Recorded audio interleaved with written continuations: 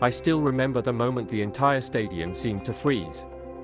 What started as an ordinary regular season game between the Dodgers and Twins suddenly turned into one of the most shocking and controversial moments of the year. A superstar was charging toward home plate. A defender stepped into his path. Then, in an instant, everything exploded. And the player at the center of it all? Shohei Ohtani. The Dodgers arrived at Target Field looking to continue their momentum.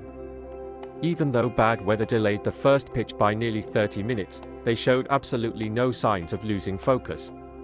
From the very first inning, Los Angeles came out aggressive. Ohtani stepped into the batter's box and immediately battled through a tense plate appearance before drawing a walk. Moments later, Andy Pages did the same. Just like that, the Dodgers had 2 runners on base with nobody out. The pressure was already building. The Twins suddenly found themselves in trouble before they could even settle into the game. Then came Tommy Edman. With a chance to strike first, Edman delivered exactly what the Dodgers needed.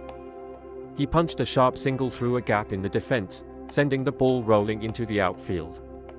The crowd shifted its attention toward Ohtani. The Japanese superstar exploded around the bases. He accelerated toward home at full speed, determined to score the game's first run. Everything looked routine. Until it wasn't. As Ohtani raced toward the plate, Twins third baseman Brooks Lee suddenly made contact. Not the kind of contact fans expect during a normal baseball play. The collision was immediate.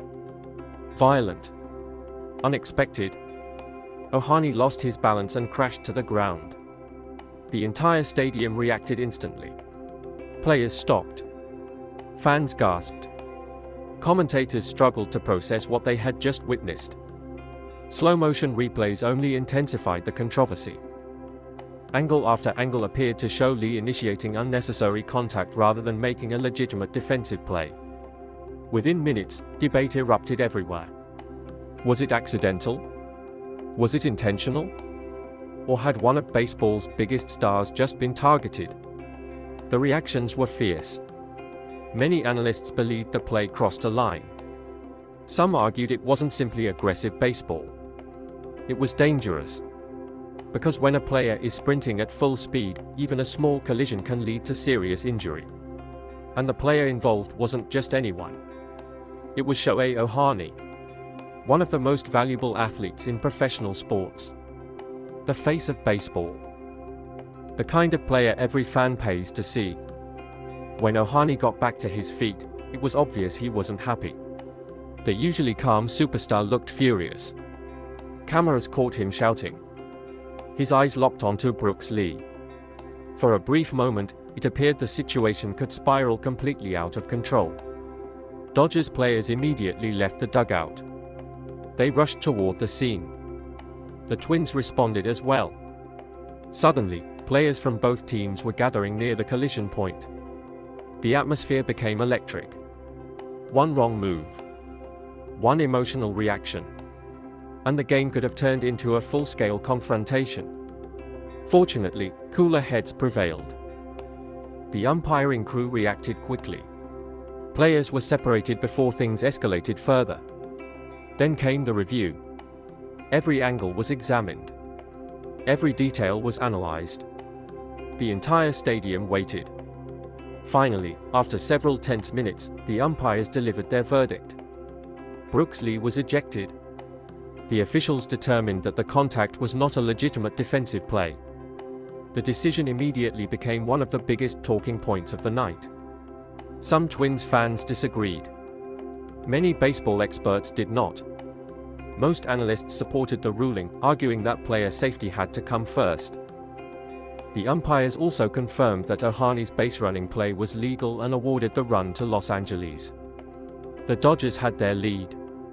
But the conversation surrounding the collision was far from over. Former MLB superstar Alex Rodriguez weighed in during the broadcast. His message was direct. Competition is intense. Pressure is enormous. But respect for opponents must never disappear. Rodriguez emphasized that dangerous actions have no place in professional baseball and deserve serious consequences. Other former players echoed similar opinions. Many believed Major League Baseball should review the incident further and consider additional discipline after the game. The controversy dominated headlines. Yet while everyone else focused on the collision, Ohtani focused on something else. Winning.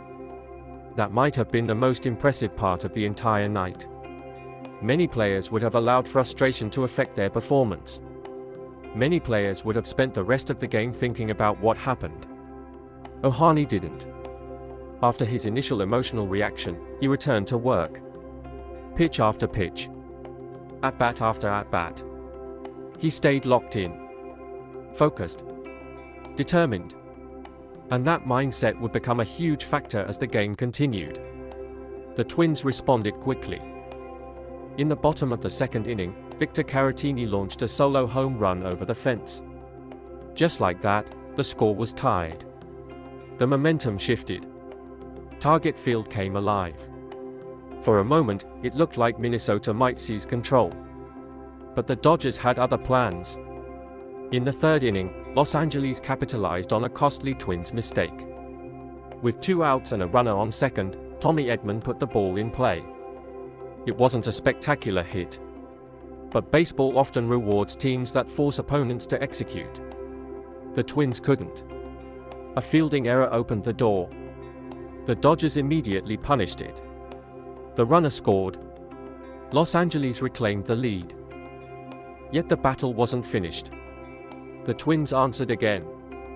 Josh Bell delivered an RBI single in the bottom half of the inning. 2-2. Back to square one. The tension continued building. Every inning felt important. Every mistake felt magnified. Then came the fourth inning. The inning that changed everything.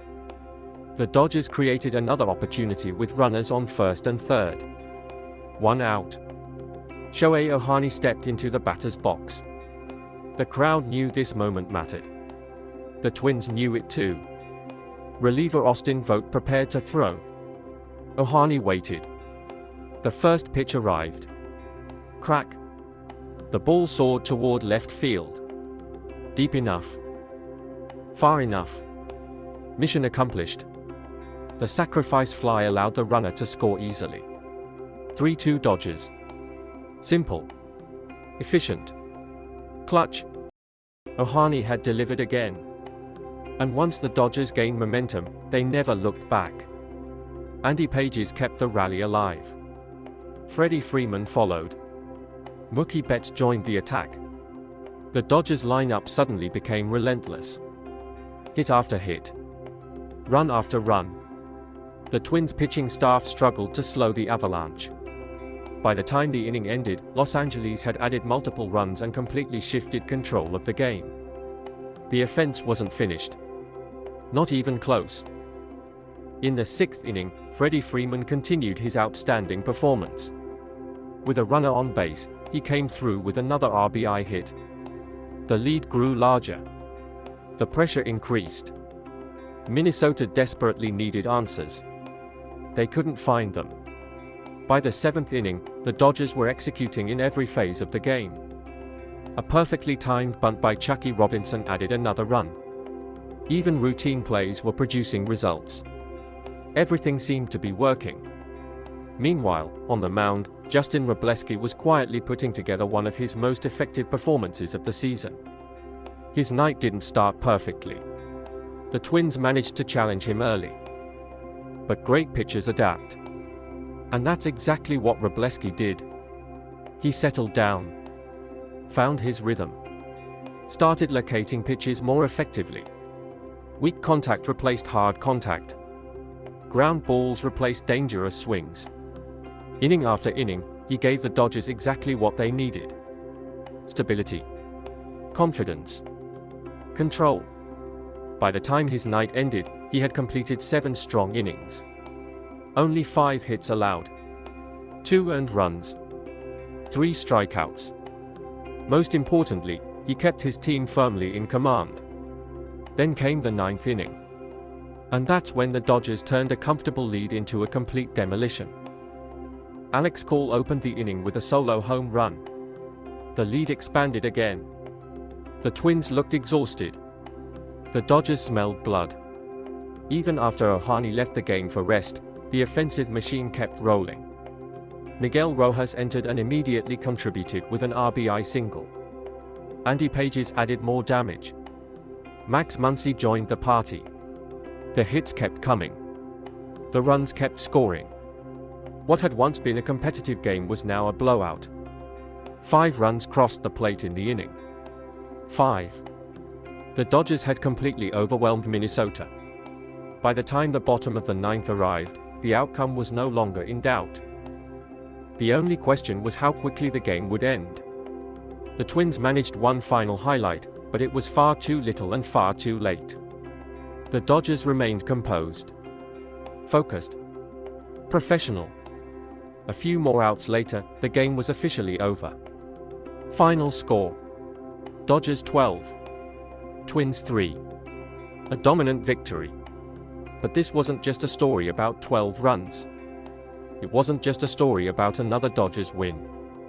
It was a story about resilience, about composure, about a team refusing to lose focus after one of the most controversial moments of the game. Shohei Ohtani could have let anger consume him. Instead, he responded with discipline. The Dodgers could have allowed emotions to derail their night. Instead, they responded with execution. And that's what championship-caliber teams do. They absorb adversity. They stay locked in. And when the pressure rises, they find another level. The collision involving Ohtani will continue generating debate. Fans will keep discussing it. Analysts will keep breaking it down.